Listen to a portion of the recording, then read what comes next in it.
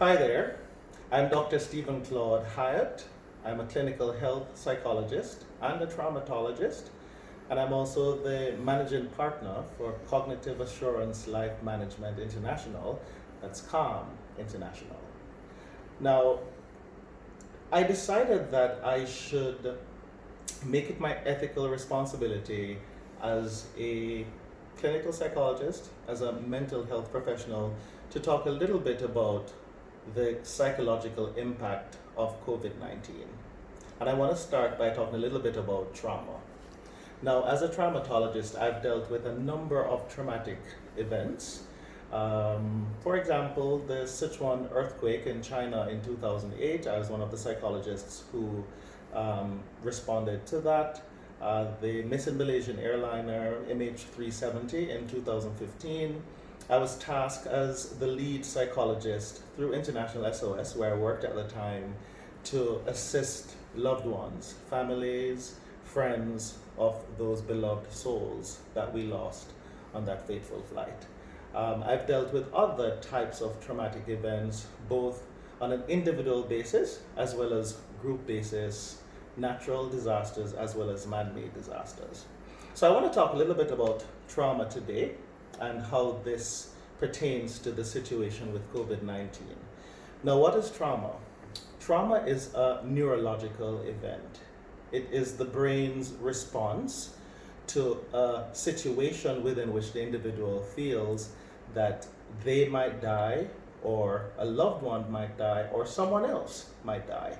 And so the brain tries to protect us through these catastrophic or traumatic events. And so several things will happen neurologically, but also physiologically for someone who is experiencing trauma. So very quickly, the brain has two hemispheres, the left and the right.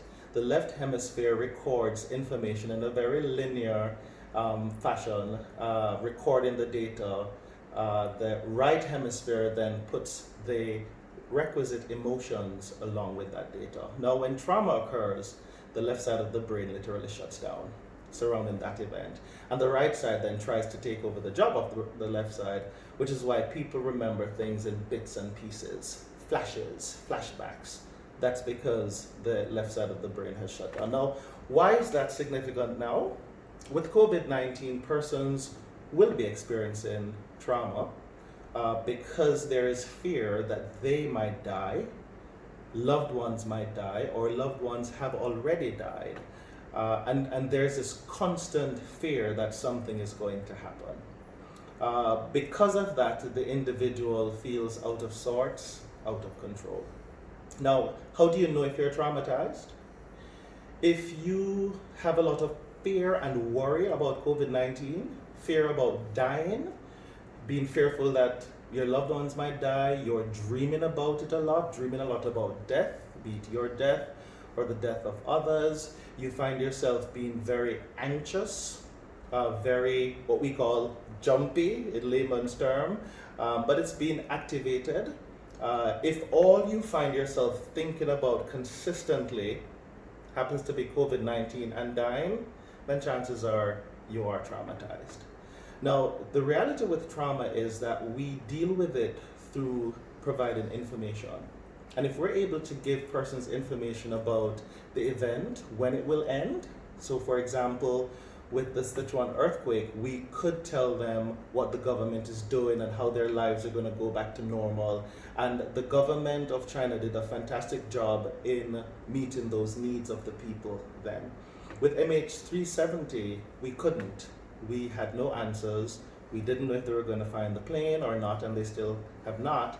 And that made it even more difficult for persons to deal with not just the trauma, but the grief associated with it as well.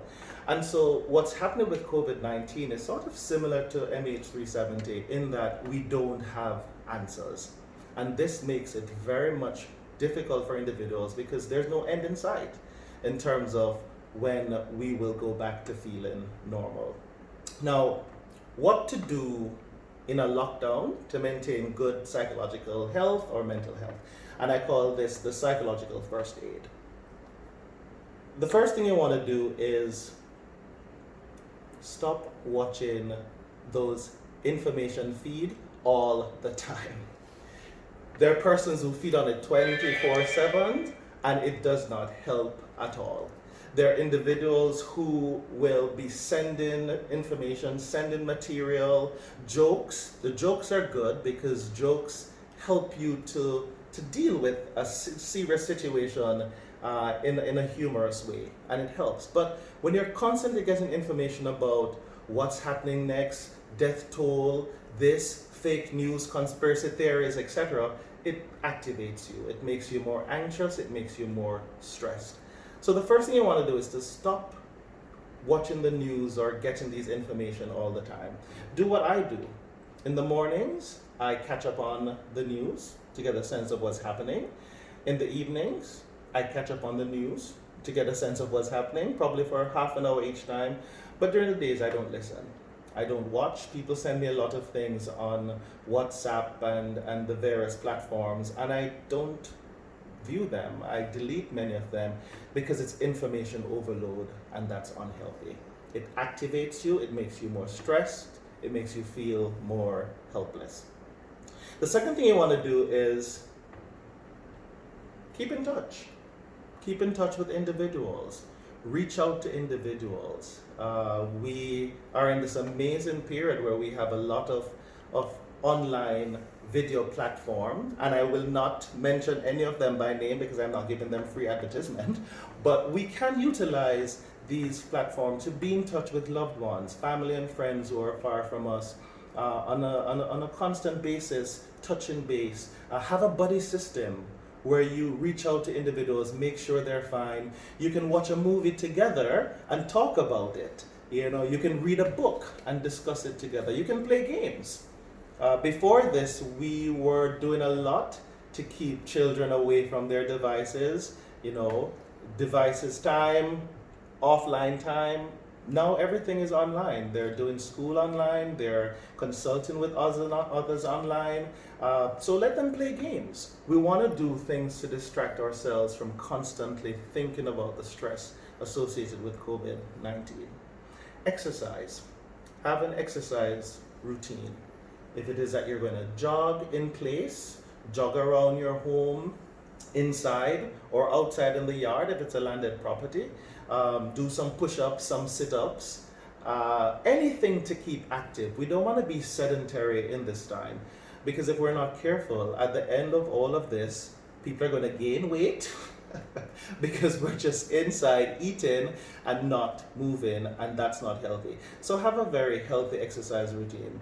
Have a regular routine. What time do you wake up in the morning? What do you do first, second, third, next, etc.?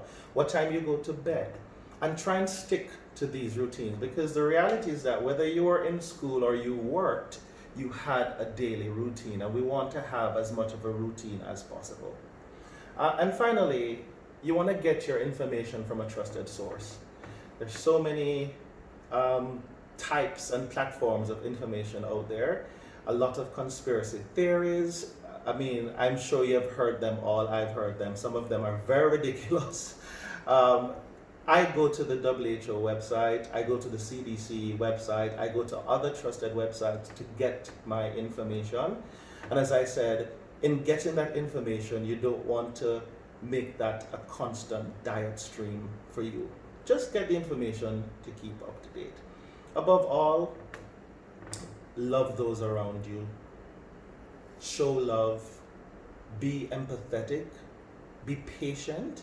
This is not just a novel virus or a new virus. This is a novel situation, a new situation for us as human beings. We have never had to deal with anything like this before, where everything is shut down, everything is locked down.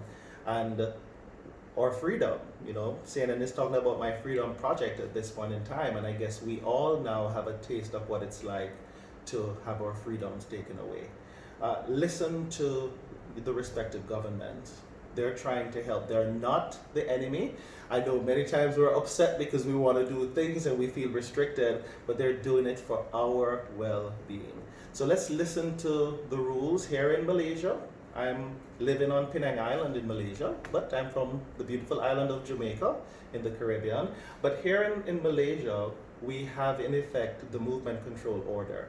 And some persons are antsy about it, but I say it's a necessary evil and it's for our betterment. So the governments, the respective governments, are not the enemy, they are acting in our best interest. So from all of us here at Calm International, we want to say stay safe, love each other, be patient with each other, have a routine, eat well, exercise, be positive, and we will get through this together. Bless you.